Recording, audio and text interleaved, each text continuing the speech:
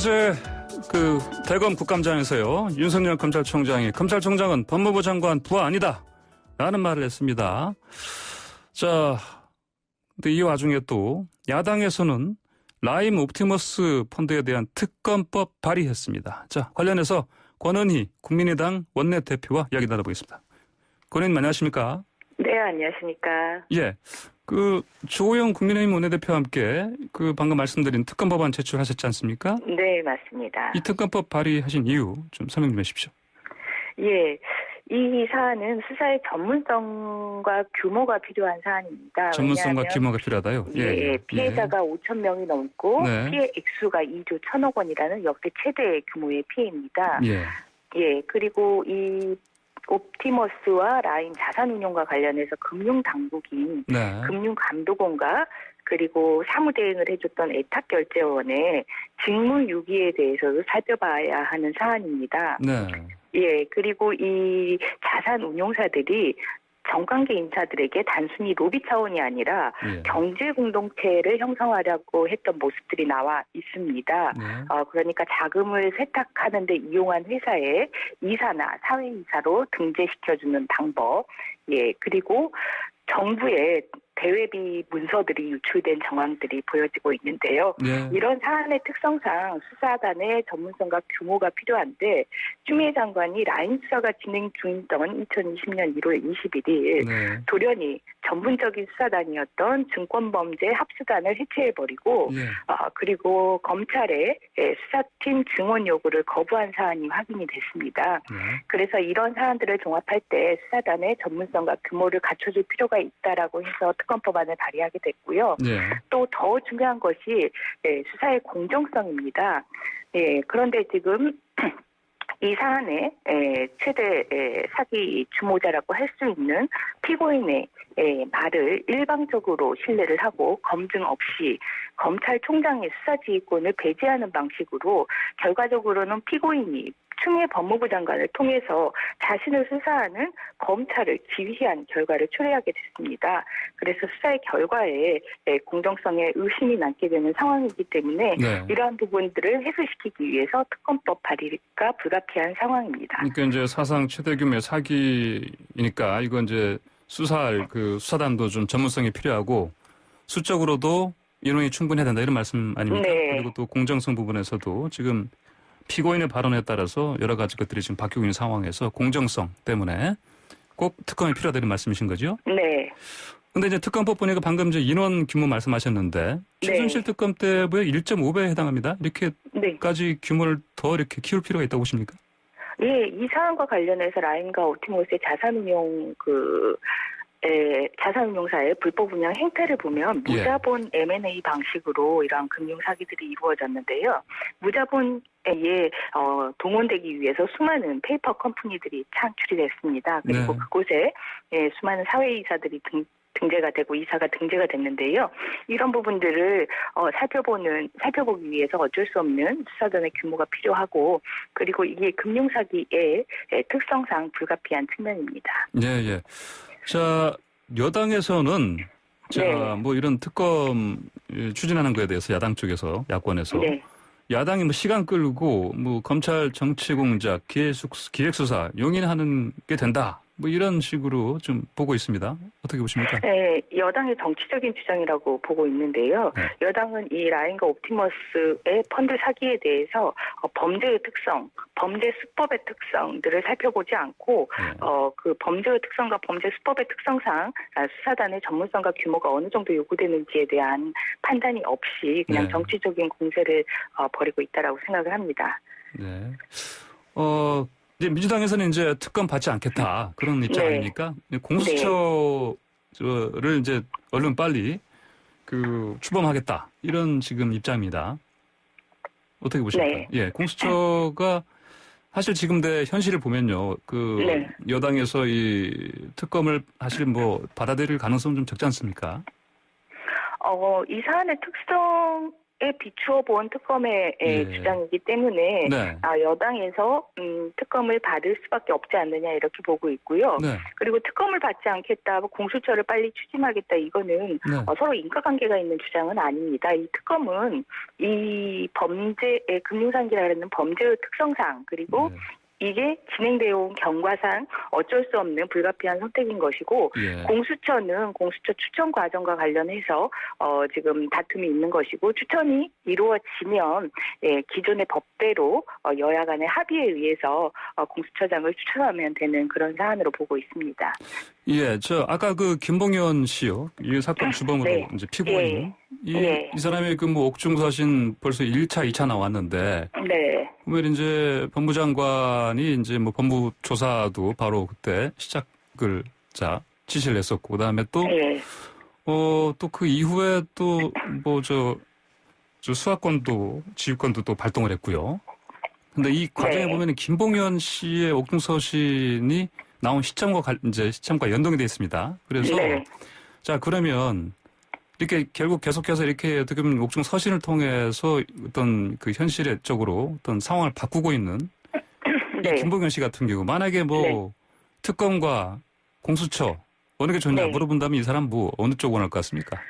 지금 공수처와 관련해서는 네. 사실 김봉현은 수사 대상이 아닙니다. 그렇죠, 당연히. 예, 고위공수처 수사 법률은 고위공무원의 부패범죄를 수사 대상으로 하는 그런 전문 조직이기 때문에 네네. 예, 공수처의 수사 대상이 아닌 것이고, 이런 경우를 위해서 특검을 통해서 수사의 전문성과 규모를 갖출 수 있는 사안이고요. 당연히 특검을 통해서 사안의 진상이 보다 정확하게 드러날 수 있는 그런 사안입니다. 제가 이런 질문을 왜 드렸냐면은 네. 그 김봉현 씨 옥중서신 내용을 보면은 단순한 피고인으로서의 입장이 아니고요. 네. 그 어떤 맥락을 뛰어넘는 발언들이 많았기 때문에 이제 그래서 네. 이제 그런 질문을 드려봤습니다. 예. 네. 자, 어제 또 법사위 대검 이제 국감에서요. 네. 뭐 아까 말씀드린 것처럼 윤 총장이 검찰총장 뭐 장관의 부하가 아니다.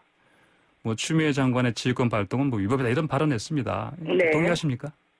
예, 전적으로 동의합니다. 네. 검찰청은 법무부의 조직도 내에 위치한 조직이 아니라 외청으로서 독립성이 중요시되는 조직이고, 네. 외청으로서 어떤 그 조직 내의 상명하복보다는 법과 원칙에 따른 형사소송법과 형법 등 이 형벌 체계의 법안에 따른 예. 그런 그 조직 원리가 네. 가동돼야 되는 외청 조직입니다. 예.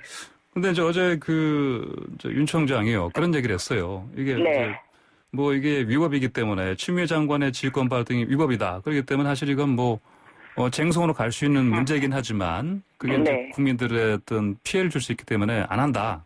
이런 네. 얘기를 했어요. 네. 근데 만약에 실제로 이게 이를테면 쟁송으로 간다. 그러면 네. 그 결과도 실제로 위법으로 나올 수 있겠습니까? 어떻게 보십니까? 이 실질적으로 쟁송으로 갈 때는 네. 추미애 법무부 장관의 수사 지휘권 발동의 근거와 네. 근거에 따른 그 발동 내용이 적절한지 여부를 살펴볼 텐데요. 네. 지금 다 아시다시피 이 수사 지휘권의 발동의 근거는 피고인 김봉현의 옥중서신입니다. 네. 그럼 피고인 김봉현의 옥중서신이라고 할 때는 자신이 이 수사의 대상이기 때문에 예. 이 수사와 관련해서 어떠한 이해관계를 가지고 있지 않습니까?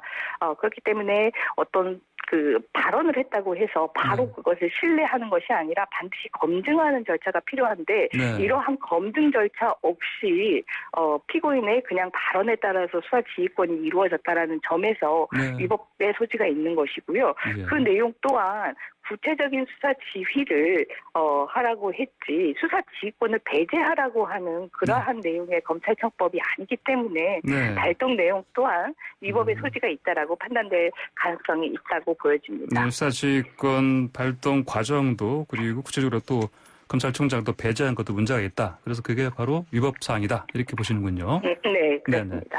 자, 국민의힘과 또 정책적 연대를 좀 하고 있습니다. 네. 득과실 이것저것 따져봤을 텐데요. 어떻게 보십니까? 당의 선명성을 논하자면 또 국민의힘과 합당하는 거 아니냐. 또 이런 얘기도 나오고 있어요. 예, 말씀하신 대로 이러한 과정들의 득과 실이 있는데요. 예.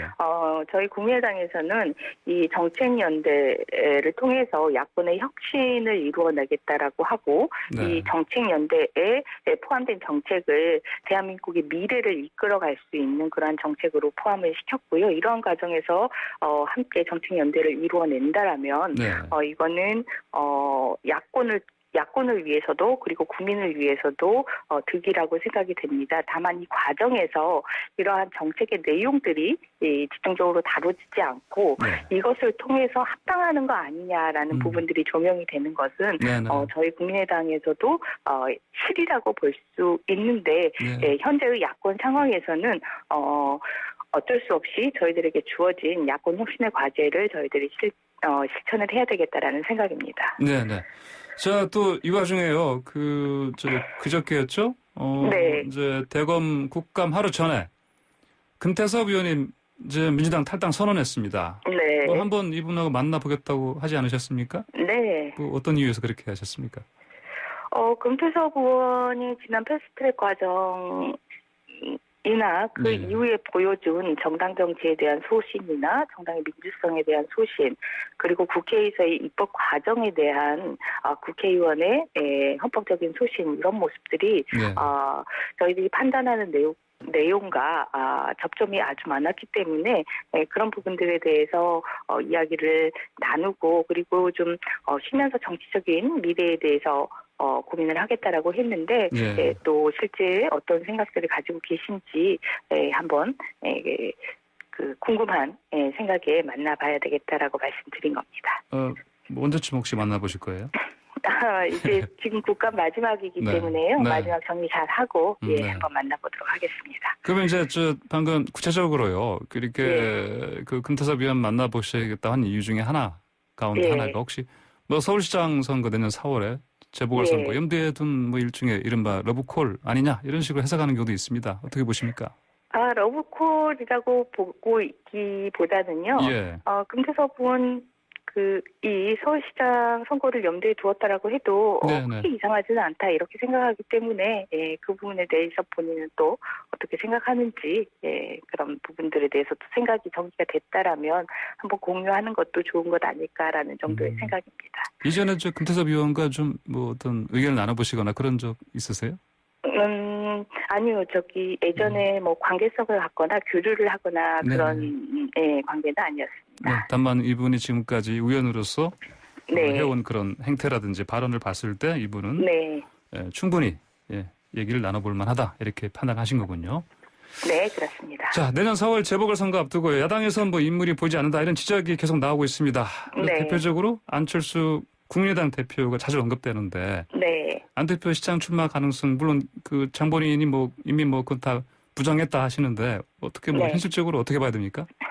안 대표가 이제 유력한 정치 리더로서 안 대표가 무엇을 결정하고 판단하는 또 의지를 갖는 그런 상황이라고 보기보다는 안 대표는 이제 국민들께서 현재의 전국을 보고 판단하고 필요한 정치 리더를 내세울 거라고 보고 계십니다. 그래서 국민들과 함께 호흡하는 일에 지금 집중하고 계십니다. 그럼 이분은 뭐 서울시장 선거는 안 나오시겠네요.